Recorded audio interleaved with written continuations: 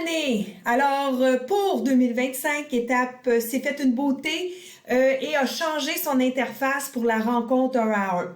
Alors, quand vous allez cliquer ici, préparer la rencontre, ben là, vous allez peut-être être un peu déstabilisé parce que le look a changé, mais assurez-vous que toutes les fonctionnalités sont là. Vous pouvez démarrer la rencontre. Ici, ajouter un item d'ordre du jour, c'est ici qu'on ajoute. Vous pouvez même ajouter une rétroaction si vous vouliez en faire une puis vous aviez oublié. Mais si vous faites ajouter un item d'ordre du jour, ici, bon, ben si je veux déjà parler de mes vacances été 2025, je peux le faire. Alors, ça devient un item d'ordre du jour.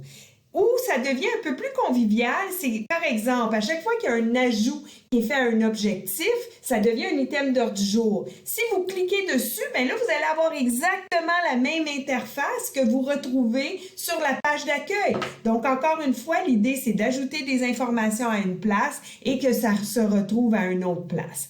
Autre changement, ben ici, vous avez les 3 dernières rencontres que vous avez eues. Donc, vous y avez accès sur la page de la rencontre.